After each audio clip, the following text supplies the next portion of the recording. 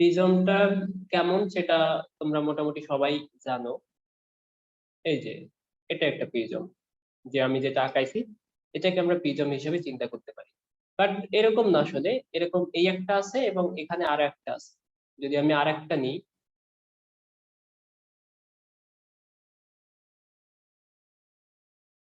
এরকম আর একটা নিই এর মতো করে, এই যে। এখন এদেরকে যদি যুক্ত করে দিই, যুক্ত করে দিলেই প্রিজম হয়ে যাবে।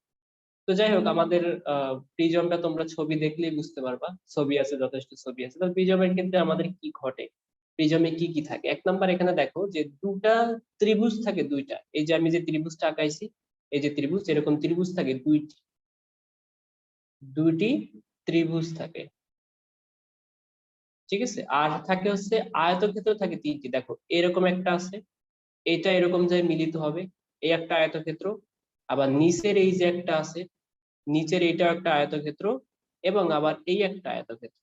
তাহলে আয়তক্ষেত্র থাকে কয়টা? তিনটি আয়তক্ষেত্র। তার মানে মোট পৃষ্ঠ কয়টা? পৃষ্ঠ মানে কি? পৃষ্ঠ দেখো, এই একটা পৃষ্ঠ, ওই একটা পৃষ্ঠ, তাহলে মোট পৃষ্ঠ হবে কয়টা? 3 আর 2 5টি। তার মানে পৃষ্ঠ থাকে হচ্ছে 5টি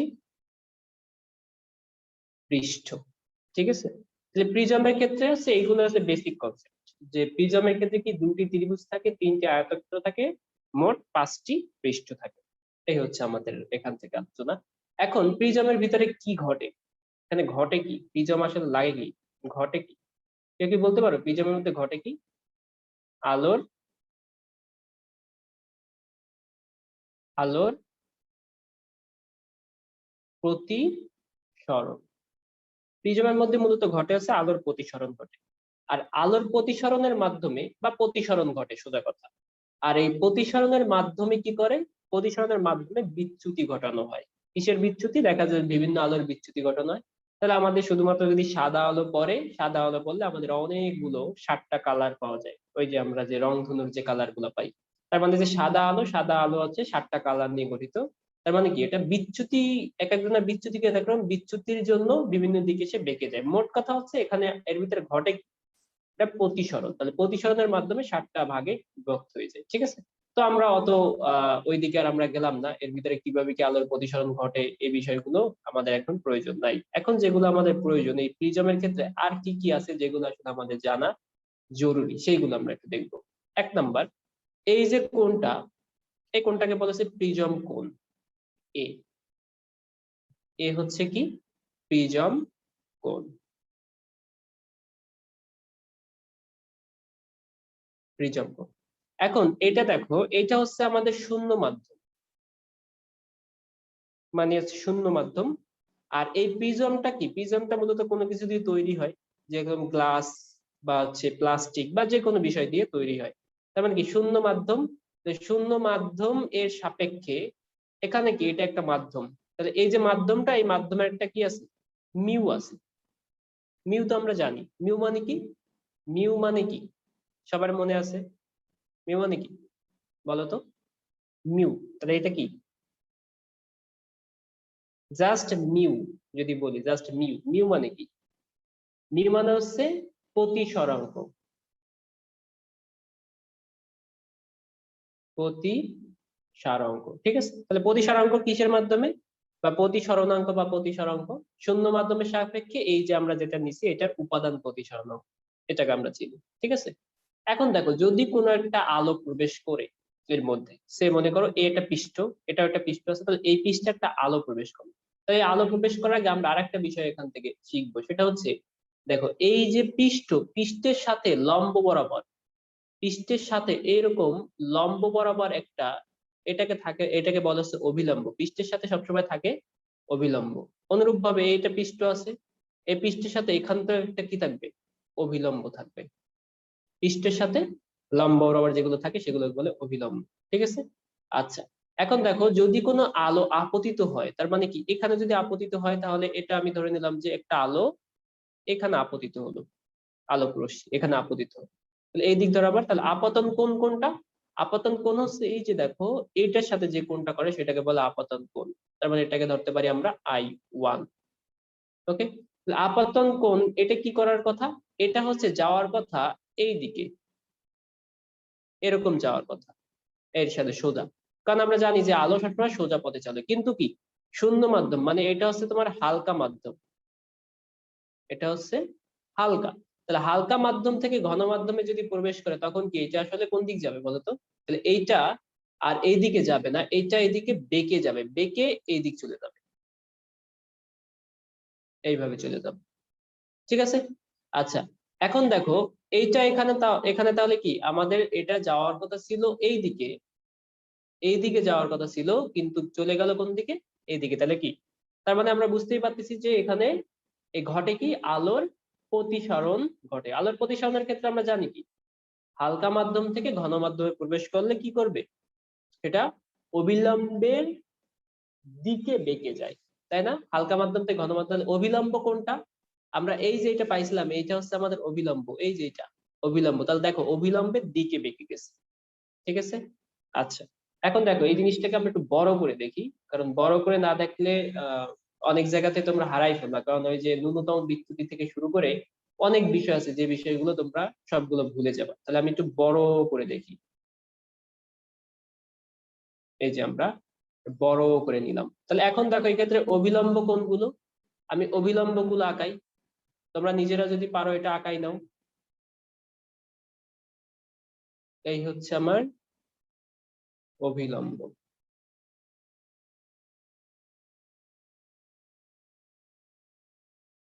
হয় নাই।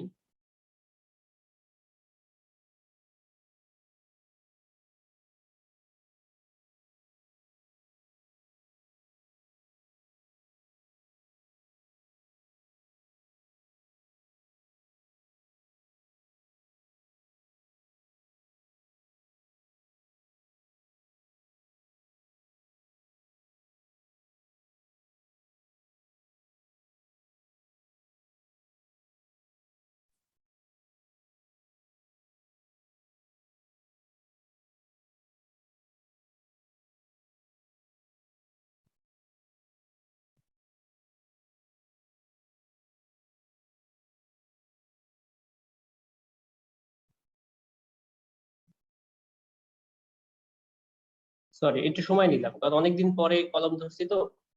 আচ্ছা, এটা হচ্ছে আমরা অবিলম্ব দ্বারা আঁকাই দিলাম। ঠিক আছে।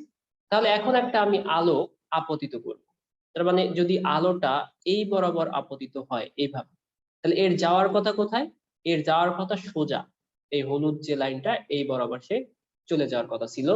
কিন্তু সে কি করলো, সে এই দিক না গিয়ে কোথায় যাবে, এই অবিলম্বের দিকে বেঁকে যাবে, অর্থাৎ এরকম সোজা এইভাবে চলে যাবে।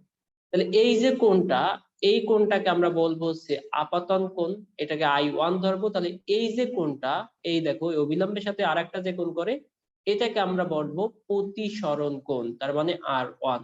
এই I1 এবং R1 নিয়ে অনেক সমস্যা আছে, এবার দেখবা বুঝতে পারবা। আচ্ছা, এরপরে দেখো তার মানে কি এটা এখানে যে এখানে প্রবেশ করলে এটা যাওয়ার কথা কোথায় বলতো? এই জিনিসটা, এই জিনিসটা সোজা যাওয়ার কথা ছিল, এভাবে যাওয়ার কথা ছিল, কিন্তু এভাবে না গিয়ে কি করবে দেখো, এইটা হচ্ছে এখন ঘন মাধ্যম, এটা কি, এটা ঘন, আর এইটা হচ্ছে আমার হালকা। তাহলে ঘন মাধ্যম থেকে যদি হালকা মাধ্যমে প্রবেশ করে তাহলে কি করবে, ঘন মাধ্যম থেকে হালকা মাধ্যমে প্রবেশ করলে অবিলম্ব থেকে দূরে সরে যাবে। তাহলে দেখা যাবে কি এটা এইভাবে না গিয়ে এটা কোথায় চলে যাবে, এই যে দেখো যে এই লাইনটা যেভাবে গেছে ঠিক ওইভাবেই আবার এরকম অবিলম্ব থেকে এই যে দূরে সরে গেল। ঠিক আছে। তাহলে এই যে কোণটা আছে, এই যে কোণটা এটাকে বলা হচ্ছে I2 কোণ। এটা হচ্ছে I1 কোণ এবং এটা I2 কোণ। আর এই যে কোণটা, এই কোণটা এটাকে বলা হচ্ছে R2 কোণ। আর এটা দেখো এই যে রাশিটা এখান থেকে বের হয়ে গেল, এটা এরকম বের হয়ে গেছে, এটা হচ্ছে আপতিত রাশি। আর এটাকে পিছনের দিকে বাড়ালে দেখো এটা কোথায় যায় মিলিত হবে, পিছনের দিকে বাড়ালে এরকম একটা পজিশনে যায় মিলিত হবে। ঠিক আছে। তাহলে এই যে কোণটা ছিল, এই কোণটার মানটা কি ছিল? এটা ছিল হচ্ছে, এটাকে বলে হচ্ছে প্রিজম কোণ বা প্রতিসারক কোণ। প্রিজম কোণ বা প্রতিসারক কোণ, প্রতিসারক কোণ যে কোনো একটা আসতে পারে, প্রিজম কোণ বা প্রতিসারক কোণ। ঠিক আছে। তাহলে এ কোণ পাইলাম, আর এই এ কোণ আর এই কোণটা আবার সেম। দেখো হলুদ এবং হলুদ, এই কোণটা এবং এই কোণটা সেম, ঠিক আছে। তাহলে এখান থেকে দেখা যায় যে এই প্রিজম কোণ সমান সমান কি লেখা যায়, প্রিজম কোণ এ কোণ সমান সমান লেখা যায়, দেখো এই R1 প্লাস R2, একটু হিসাব করে দেখো, প্রিজম কোণ সমান সমান লেখা যায় R1 প্লাস R2, কারণ কি এই কোণটা এটা সেম, কারণ এই কোণটা কত, টোটালটা হচ্ছে 180 ডিগ্রি, তাহলে এই কোণটা দুটো মিলে যেটা হবে সেটা হচ্ছে এই এই কোণের সমান, তার মানে প্রিজম কোণ সমান সমান R1 প্লাস R2। ওকে, আর এই যে কোণটা, এই কোণটা আবার এই কোণটা আবার সেম, এটা আর এটা সেম, তার মানে এটা হচ্ছে তাহলে এই প্রিজম কোণ বা এই কোণ ছিল, ঠিক আছে। আচ্ছা, আর এই যে আমি আর একটা অংশ আমি এখানে নোট করতেছি, এই কোণ, এটাকে আর একটা ভিন্ন নাম, এটাকে বলে হচ্ছে ডেল, বা এটাকে বলে মূলত বিচ্যুতি কোণ, বিচ্যুতি। এই যে দেখো আমরা যখন আহ সাদা আলো প্রবেশ করে, একটা প্রিজমের মধ্যে সাদা আলো প্রবেশ করলে আমরা 7টা কালার পাই। 7টা কালার পাওয়ার কারণ হচ্ছে এটাই যে এক একটা রশ্মির বিচ্যুতি এক এক রকম। তাহলে কয়টা 7টা কালার পাই, তাহলে কি কি আছে, লাল, বেনি, আসহ কলা, বেগুনি, বেনি, আ, স, হ, কলা, মানে হচ্ছে বেগুনি, প্রথম যেটা আছে সেটা হচ্ছে বেগুনি, আর শেষ যেটা আছে সেটা হচ্ছে লাল। এই যে 7টা কালার পাই, এই 7টা কালারের ক্ষেত্রে কার বিচ্যুতি কোণ বেশি বা কার বিচ্যুতি কোণ কম, এটা আমাদের দেখতে হবে। তাহলে কার বিচ্যুতি কোণ বেশি বা কার বিচ্যুতি কোণ কম কম সেটা কি কেউ বলতে পারো? আচ্ছা, এটার আমরা অ্যান্সার একটু পরে বুঝবো। তার মানে এরকম 7টা কালার পাই, শুধুমাত্র কি বিচ্যুতি কোণের জন্য আমরা 7টা দিকে বেঁকে যাই, ঠিক আছে। আচ্ছা, এখন দেখো এখান থেকে যে বিচ্যুতি কোণটা, তাহলে এখন বিচ্যুতি কোণ কত, বিচ্যুতি কোণের মানটা কত, এইটা একটা এখন প্রশ্ন, যে বিচ্যুতি কোণের মানটা কত। আমরা যদি এই কোণটা বের করতে চাই, এই যে দেখো টোটাল এই কোণটা, টোটাল এই কোণটা যদি আমি বের করতে চাই, তাহলে এই কোণটা কত, এই কোণটা হচ্ছে, এই কোণটা I1 plus I2, I1 plus I2, total এই যে সাদা অংশটা আছে I1 প্লাস I2। এখন এই লাল অংশ যদি আমি শুধুমাত্র বের করতে, লাল অংশ তাহলে কত হবে, লাল অংশ সমান সমান হবে হচ্ছে, দেখো সাদা অংশ, লাল অংশ সমান সমান তাহলে কত আসবে, লাল অংশ সমান সমান আসবে হচ্ছে সাদা অংশ মাইনাস হলুদ অংশ। দেখো তো ঠিক আছে না, সাদা অংশ মাইনাস হলুদ অংশ। তার মানে কি বিচ্যুতি কোণ সমান সমান হচ্ছে I1 প্লাস I2 মাইনাস এ, তাহলে মাইনাস এ কোণ কত সেটা আমরা জানি, অর্থাৎ বিচ্যুতি কোণ সমান সমান আমরা জানি, তার মানে I1 minus R1 plus I2 minus R2, এটা হচ্ছে আমাদের বিচ্যুতি কোণ, ঠিক আছে। তাহলে আমরা এখান থেকে শিখলাম হচ্ছে প্রিজম কোণ বা এটাকে বলে প্রতিসারক কোণ কত এবং বিচ্যুতি কোণটা কত, এইটুকু জাস্ট আমরা শিখছি, শুধুমাত্র এটা প্রিজমের ক্ষেত্রে বিচ্যুতি কোণ। এখন এই বিচ্যুতি কোণের একটা সংজ্ঞা আছে, বিচ্যুতি কোণ আসলে কাকে বলে, বিচ্যুতি কোণ যে কোনো ক্ষেত্রে বিচ্যুতি কোণ, এটা কি বিচ্যুতি কোণ মানে বুঝো তোমরা বিচ্যুতি মানে কি?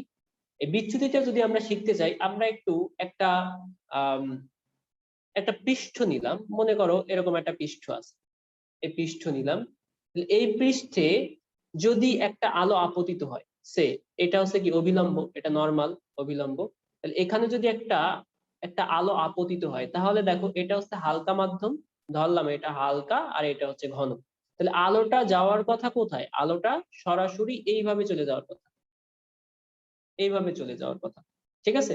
এন্ড বিচ্যুতি কিন্তু দেখা যাবে কি এটা অবিলম্বের দিকে বেঁকে যাবে, এইভাবে যাওয়ার কথা ছিল, বাট কি করবে সে, সে চলে যাবে এইভাবে। এখন বলো এইখান থেকে বিচ্যুতি কোণ কোনটা, তাহলে আমরা এই যে কোণটা আছে, আমাদের এই যে কোণটা আছে এটা আমরা জানি হচ্ছে আপতন কোণ, আর এই যে কোণটা আছে এইটাকে আমরা জানি হচ্ছে প্রতিসরণ কোণ, প্রতিসরণ বা আর কোণ। তাহলে এখন বিচ্যুতি কোণ কোনটা, বিচ্যুতি কোণ হচ্ছে এই অংশটুকু, এইটুকু বিচ্যুতি কোণ। তাহলে বিচ্যুতি কোণ সমান সমান লেখা যায় হচ্ছে কত, আপতন কোণ মাইনাস প্রতিসরণ কোণ।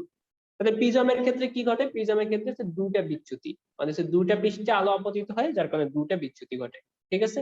তাহলে দেখবা মাঝে মাঝে কিন্তু বলে যে কৌণিক বিচ্যুতি কত বা বিচ্যুতি কোণ কত, যদি একটা আলো থাকে তাহলে সেক্ষেত্রে কি তুমি ইজিলি বের করতে পারবা, তাহলে কৌণিক বিচ্যুতি কত যদি বের করতে বলে পারবা না, যে কোনো একটা আলো দিল, আপাতন কোণের মানটা দিয়ে দিল, প্রতিসরণ কোণের মানটা দিয়ে দিল, তাহলে তোমাকে এখন বললো যে কৌণিক বিচ্যুতি কত। তাহলে এটাকে বলা হচ্ছে এক প্রকার কৌণিক বিচ্যুতি। ঠিক আছে, ওকে, তাহলে বিচ্যুতিটা বুঝছো। ওকে, আমরা তাহলে এখন দেখি যে এখান থেকে তো প্রিজম থেকে আমরা কি কি পাইছি। এক নাম্বার বিচ্যুতি কোণ, দুই নাম্বার হচ্ছে আমরা পাইছি প্রতিসারক কোণ বা প্রিজম কোণ, আর আপাতন কোণ দুইটা পাইছি, এবং প্রতিসরণ কোণ দুইটা পাইছি। ঠিক আছে, আচ্ছা এইবার আমরা এখান থেকে দেখব যে মাঝে মাঝে বলে না তার ন্যূনতম বিচ্যুতি কি। প্রিজম থেকে কিন্তু আর কিছুই আসবে না, আমি তোমাদেরকে যেগুলো দেখাই দিচ্ছি এর বাইরে কোনো কিছু আসবে না, তুমি একাডেমিক বলো, অ্যাডমিশন বলো, যেখান থেকে আসুক না কেন। এবার আমাদের একটা আছে ন্যূনতম বিচ্যুতি, একটা বলে একটা কথা আছে, যদিও ন্যূনতম বানান ভুল গেছে, এটা ন্যূনতম ন্যূনতম বিচ্যুতি, নাম শুনছো না সবাই? ন্যূনতম বিচ্যুতি, এটাকে আমরা এরকম ডেল এম দ্বারা প্রকাশ করা হয়। ন্যূনতম বিচ্যুতি ডেল এম, তো এটা হচ্ছে আমরা সবাই মুখস্থ করি। ন্যূনতম বিচ্যুতি ডেল এম কি, জিনিসটা সরাসরি আমাদের সবার খুব ভালো মতো মুখস্থ আছে। ঠিক আছে, কিন্তু আমরা এবার আর মুখস্থ করব না, আমরা একটু জাস্ট ওই যে লাইনটা ছিল সেটাকে আমি আবার একটু আঁকাই। আঁকানোর পরে তোমাদেরকে বুঝাচ্ছি যে ন্যূনতম বিচ্যুতি জিনিসটা আসলে কি। দেখো, আমাদের এইভাবে এটা ছিল হচ্ছে নর্মাল, আমি একটা দিয়ে বুঝাবো, বেশি চিত্র আঁকাবো না, তাহলে তোমরা বুঝতে অসুবিধা হবে। এটা হচ্ছে আমাদের সেই নর্মাল ছিল। ঠিক আছে, তাহলে এখন আমি এক কাজ করলাম, একটা আপতিত রাশি নিলাম, তাহলে আপতিত রাশি এইটা, এটা ছিল হচ্ছে আপতিত রাশি। আপতিত রাশিটা কোথায় চলে যাবে, এইভাবে এই দিকে চলে যাচ্ছে, এই যে আপতিত রাশি। আর এটা কি হবে, আর এই রাশিটা কি হবে, এই রাশিটা মূলত এইদিকে না গিয়ে এরকম সোজাসুজি এভাবে চলে যাবে। এখানে গিয়ে এটা আবার কি হবে, প্রতিফলিত হয়ে যেভাবে আপতিত হয়েছে সেইভাবে আবার বের হয়ে যাবে এইভাবে। আর এটাকে যদি আমরা এই পিছন থেকে বাড়াই, তাহলে এই যে কোণটা পাচ্ছি এটাই হচ্ছে আমাদের সেই বিচ্যুতি কোণ, তাই না? এখন তুমি একটা কাজ করো, তুমি আপতিত রাশির মানটা, এখন এখানে কত, এটা আছে I1, এবার আপতিত রাশির মানটা তুমি বাড়াই দাও। তাহলে বাড়াইলাম আমি সাদা অংশ দিয়ে, আপতিত কোণটা, আপতন কোণটা আমি বাড়াই দিলাম, তাহলে বাড়াই দিলে দেখো সাদা অঙ্কটা কোথায় যাচ্ছে, এভাবে চলে যাচ্ছে। আর তাহলে এটা কি হবে, এই রাশিটা আবার এভাবে যাবে, এবং এটাকে যদি পিছন দিকে বাড়াই, এই রাশিটা আবার ঠিক যেভাবে আপতিত হয়েছে ওইভাবেই কি প্রতিসরিত হবে, তাহলে এইভাবে চলে যাবে। তাহলে এই একটা যে কোণ পাইলাম, এটা হচ্ছে কি বিচ্যুতি কোণের মানটা। তাহলে দেখো তো যে কোন ক্ষেত্রে বিচ্যুতি কোণের মানটা বেশি। আপাতন কোণের মান বাড়ানো হলে বিচ্যুতি কোণের মানটা বাড়ে নাকি কমে? আপাতন কোণের মান বাড়ানো হলে বিচ্যুতি কোণের মান বাড়ে আর কমে? হিসাব করো তো। তাহলে আপতন কোণের মান বাড়ানো হলে বিচ্যুতি কোণের মানটা কি করতেছে, বাড়তেছে। এবার তুমি এক কাজ করো, আপাতন কোণের মানটা কমাও। আমি এক কাজ করলাম যে আপাতন কোণের মানটা আমি কমাবো, তাহলে কমালে কি করবে সেটা, কমালে সেটা এইভাবে এই দিকে চলে যাবে। ঠিক আছে, আর এটাও কি হবে, তাহলে এটাও এইভাবে বের হয়ে যাবে, এটা এক যেভাবে আপতিত হচ্ছে সেভাবেই যাবে, এভাবে বের হয়ে যায়, এইভাবে চলবে। এখন দেখো, আপতন কোণের মান যদি কমায়, তাহলে বিচ্যুতি কোণের মানটা কি হচ্ছে এক্ষেত্রে, বিচ্যুতি কোণের মানটা কমতেছে। তাহলে আপতন কমলে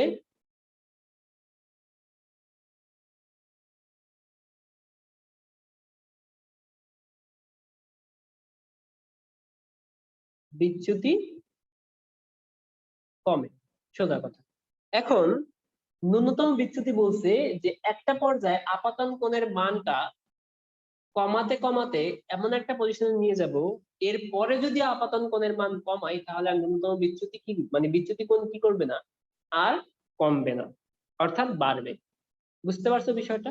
তার মানে কি, আমি যদি আরো এটাকে কমাই, এরকম একটা পজিশনে নিয়ে যাই, আরো একটা এরকম কমাই, তাহলে এটা কি এরকম সোজা চলে যাবে, যাই হোক আঁকানো যাচ্ছে না, সোজা চলে যাবে। বা আরো কমাইলাম, তাহলে কি সেক্ষেত্রে আবার দেখা যাবে কি বিপরীত দিক থেকে আবার কি করতেছে, যে আপাতন কোণের মান বাড়ানো হলে এমন একটা পজিশনের পরে দেখা যাবে বিচ্যুতি কোণের মানটা আর বাড়তেছে না, কি হবে, কমবে। যে এই যে আপাতন কোণের যে মানের জন্য, আপাতন কোণের যে মানের জন্য বিচ্যুতি সর্বনিম্ন হয়। তার মানে কি আমি একটা সর্বনিম্ন একটা ন্যূনতম একটা কোণ পাবো না, সর্বনিম্ন হয় তাকে ডেল এম বা ন্যূনতম বিচ্যুতি বলে। এখন কি বিষয়টা বুঝতে পারছো? তার মানে আপাতন কোণ কমালে বিচ্যুতি কোণের মানটা কমতেছে, কিন্তু আপাতন কোণের মানটা কমাতে কমাতে এমন একটা পজিশন নিয়ে গেলাম যে এরপর যদি আপাতন কোণের মানটা কমাই তাহলে কি হবে, বিচ্যুতি কোণের মানটা আর কমবে না, তখন বাড়া শুরু করবে। তাহলে ওই যে লিমিটটা অর্থাৎ আপাতন কোণের যে মানের জন্য বিচ্যুতি কোণের মানটা সর্বনিম্ন হয় ওইটাকেই আমরা বলি ন্যূনতম বিচ্যুতি। ঠিক আছে? তো এই ক্ষেত্রে হচ্ছে আমাদের শর্ত থাকে, তিনটা শর্ত থাকে। আমরা এতদিন আমরা জানতাম যে দুইটা শর্ত, আমি নিজেও পড়াইছি দুইটা, কিন্তু এটা আসলে মূলত না, এক্ষেত্রে শর্ত থাকে হচ্ছে তিনটা। এক নাম্বার শর্ত হচ্ছে আই ওয়ান সমান সমান আই টু হয়, আই ওয়ান সমান সমান আই টু হয়। দুই নাম্বার শর্ত হচ্ছে আর ওয়ান সমান সমান আর টু হয়, মানে আই ওয়ান আর ওয়ান মানে আই ওয়ান আই টু এবং আর ওয়ান আর টু সমান। তাহলে আই ওয়ান সমান সমান আই টু সমান সমান ধরে নিলাম আই, এবং আর ওয়ান সমান সমান আর টু ধরে নিলাম হচ্ছে এরকম আর। ঠিক আছে? আচ্ছা, এবার তিন নাম্বার একটা শর্ত কি জানো? তিন নাম্বার শর্তটা হচ্ছে এই যে দেখো, আমি যদি এটাকে ধরি এ, ধরলাম এটা এ, আর এই হচ্ছে কি, এটা হচ্ছে কি, এটা হচ্ছে আমাদের একটা পৃষ্ঠ, এই পৃষ্ঠ এটাকে আমরা ধরলাম হচ্ছে এফ, এ এফ, এবং এখান থেকে এই যে পৃষ্ঠটা আছে এটাকে ধরলাম হচ্ছে মনে করো ই। তাহলে তোমাকে বলছে তিন নম্বর শর্ত হচ্ছে যে এ এফ সমান সমান এ ই হবে। বিষয়টা কি বুঝছো? মানে তোমার সোজা কথা এটা হচ্ছে সমবাহু বা সমদ্বিবাহু পৃষ্ঠটা কি হইতে হবে, এই পৃষ্ঠটা এবং এই পৃষ্ঠটা সমান হতে হবে, এবং সমান হলে এক পৃষ্ঠে যদি আপতিত হয় তাহলে এইভাবে যাবে এবং এইভাবে বের হয়ে যাবে, অর্থাৎ সমবাহু বা সমদ্বিবাহু পৃষ্ঠ হতে হবে। বুঝছো বিষয়টা? তার মানে তিন নাম্বার শর্তটা কি? তিন নাম্বার শর্ত হচ্ছে যে এ এফ সমান সমান এ ই হতে হবে। তোমাদের কাছে প্র্যাকটিক্যালি বুঝাই দিলাম, প্র্যাকটিক্যালি যে এ এফ সমান সমান এ ই হতে হবে। যদি মনে করো যে এরকম না হয়, এরকম জাস্ট এখানে একটা পৃষ্ঠ হলে আর একটা বাকি পৃষ্ঠটা এখানে হলো এরকম, তাহলে কিন্তু তোমার হবে না, এক্ষেত্রে ন্যূনতম বিচ্যুতি পাওয়া যাবে না। অর্থাৎ এই যে রাশিটা আছে এটা মূলত সরল রেখা হতে হবে, অর্থাৎ এই যে এই মানটা এরকম সোজা যেতে হবে। বুঝতে পারছো সবাই? তার মানে কি সমবাহু পৃষ্ঠ বা সমদ্বিবাহু পৃষ্ঠ হতে হবে, তাহলে ন্যূনতম বিচ্যুতি ঘটবে। এর যে তিনটে শর্ত, মাঝে মাঝে এই প্রশ্নটা আসে। ওকে, তাহলে আমরা এখান থেকে বুঝতেই পারতেছি, তাহলে আমরা ওই যে আমরা এ সমান সমান যেটা পাইছিলাম সেটা লিখি, যে এ সমান সমান তাহলে কত হবে, এ সমান সমান হচ্ছে I one plus I two, sorry sorry R one plus R two ছিল, not I one plus I two, এ সমান সমান ছিল R one plus R two, a equals to r1 plus r2।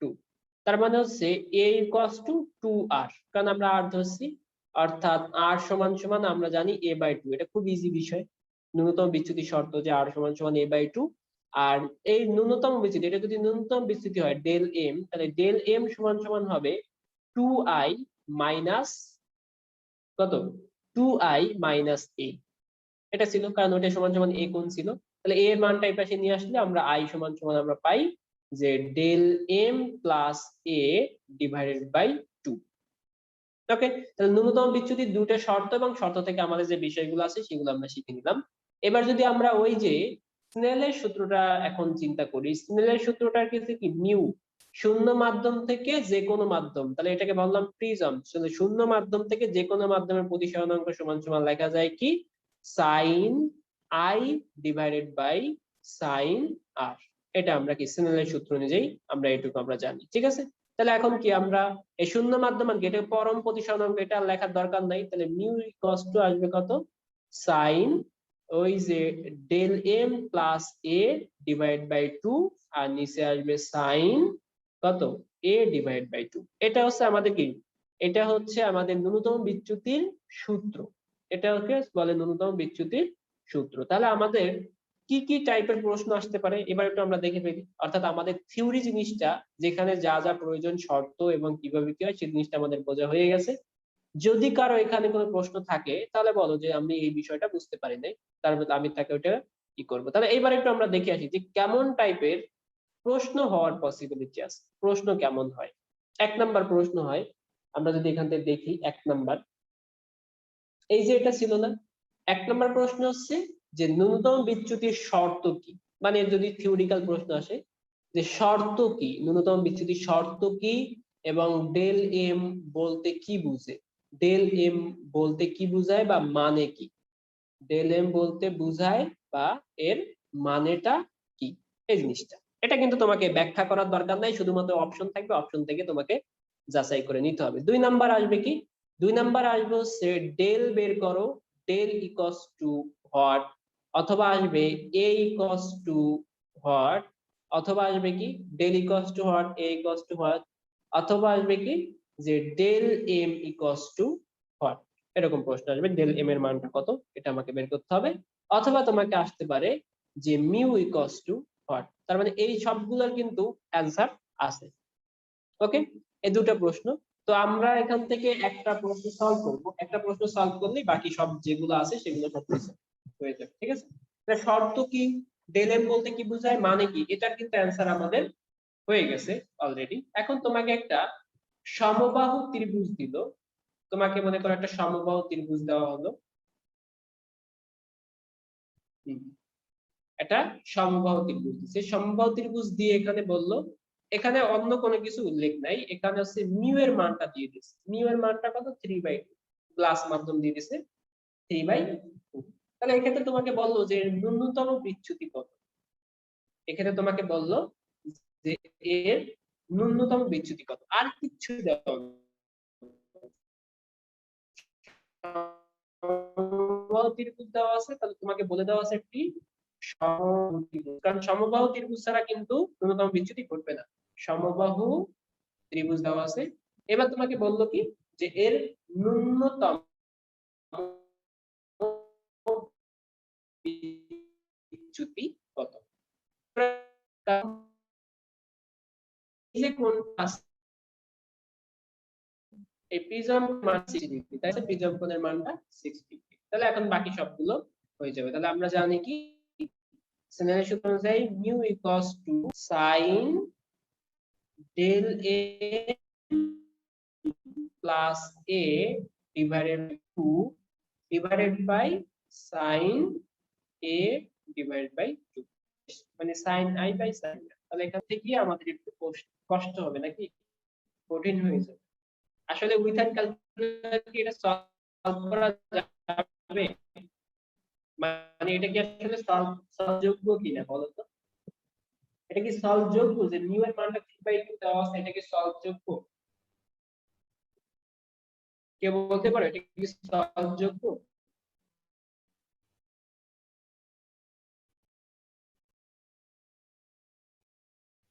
খাইছি, কেউ তো কোনো অ্যান্সার দিচ্ছে না। ভালো মতো খেয়াল করো, ভালো মতো দেখো তুমি সলভ করতে পারবা কি। তাহলে এই মিউ এর মানটা কত 1.5 নাকি, 1.5 গুণ, আর এখানে আছে কত সাইন, এটা আছে 30 ডিগ্রি, তাহলে সাইন 30 ডিগ্রি মানে হচ্ছে 1/2। হ্যাঁ সলভযোগ্য, কারণ কি, কারণ হচ্ছে এটা হচ্ছে 0.75 হবে, আসবে 0.75 আসলে আমরা সাইন 0.75 এর কোনোভাবে যদি মানটা দিয়ে দিল যে মিউ ইকুয়ালস টু দেওয়া আছে 5/2 মানে কি 5, তাহলে কতটুকু থাকতো, এখন কিন্তু সলভযোগ্য হবে না, একের থেকে বড় হয়ে যায় এটা, তাহলে একের থেকে বড় হয়ে গেলে তখন সলভযোগ্য হয়। ঠিক আছে, তো এই বিষয়গুলো চেক করবা মাঝে মাঝে মাঝে কিন্তু এরকম কয়েকটা কন্টেন্ট দেয়। ঠিক আছে, আচ্ছা এটা হচ্ছে 1 নাম্বার প্রশ্ন বা 2 নাম্বার প্রশ্ন, এরকম টাইপের প্রশ্ন আছে। 3 নাম্বার একটা প্রশ্ন হয় যেটা একটু কঠিন, একটু কঠিন টাইপের প্রশ্ন আছে। কঠিন প্রশ্নটা হচ্ছে এরকম কি যে তোমাকে দেওয়া আছে যে একটা প্রিজম দেওয়া আছে, আমি জাস্ট প্রশ্নের ধরনটা বুঝাই দিই, ধরন বুঝাই দিলে তোমরা এটাকে সলভ করতে পারবে সমস্যা। একটা প্রিজম দেওয়া আছে, মনে করো প্রিজম কোন কোন সবকিছু দেওয়া আছে, তাহলে বলছে যে দ্বিতীয় পৃষ্ঠে আপতন কোণ, মানে দ্বিতীয় পৃষ্ঠে যে মানটা আছে অর্থাৎ I2,